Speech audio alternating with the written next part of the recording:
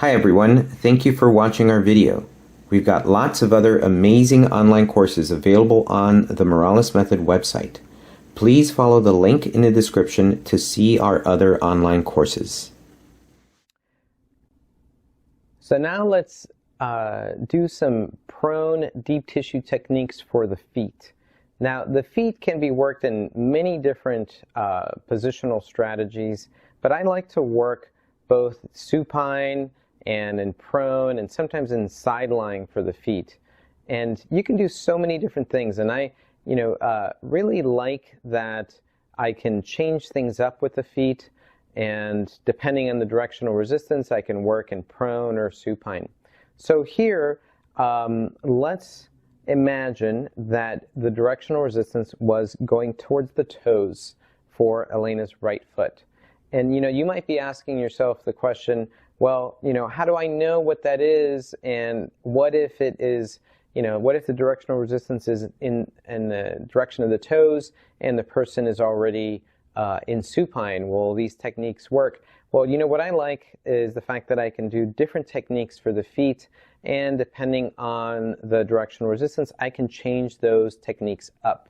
So for prone position, if I was working in the direction of the toes,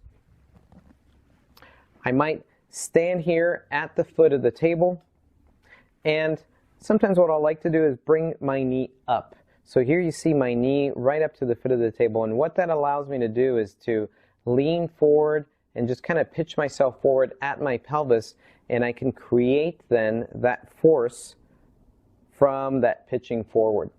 So here I am working with my middle knuckle right here on Elena's lateral arch. I can do it on the lateral arch, I can do it on the medial arch, I can go all the way down up to the ball of her feet, right up to the toes. And I'm keeping my other hand out of the way so you can see it, but normally under a real private practice situation, I may actually have my hand like so to stabilize the foot.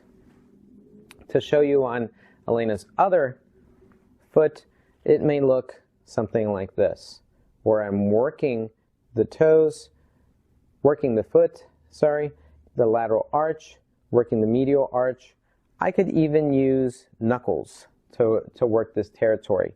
And in the case of the foot in prone, I may work using knuckles this way instead of turning my knuckles out this way. When I do it, in this case, I bend my elbow just a bit, I keep my elbow close to my body, and I'm able to create the force in the direction of the toes very easily. It is important to keep all of this flat. If I start to bend, if I start to tweak my wrist or bend my knuckles, then I run the risk of straining too much to attempt to maintain the integrity of this tool. So a lot of the work that comes into creating this technique is in the focus around the body mechanics. So here I go, stabilizing the foot with my right hand as I work with my left hand knuckles. I can also switch hands, and I'll show you without my hand covering here, and work with my right hand knuckles. I've seen some very classic spa techniques that involve thumb and involve a lot of circular motion with thumbs.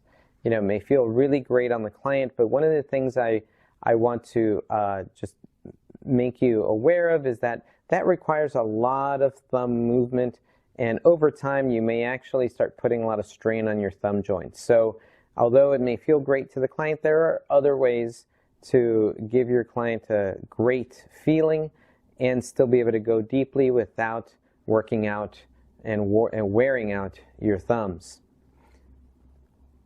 Can you use your soft fist all the way down to the toes? Absolutely. You can slowly but surely sink in and work lateral arch in the middle of the foot and also the medial arch all the way down towards the toes. There's also a technique that involves you sitting on the table. You can sit on the table and have your client's foot over one leg as you're working with your elbow. In this technique, your elbow can be guided by your other hand, like so, can be guided with your other hand as you're working in the direction of the toes. Usually that technique is best used when you are going in the direction of the toes. Going in the direction of the heel may actually put too much strain on your shoulders. So you want to be aware of when you actually use that technique.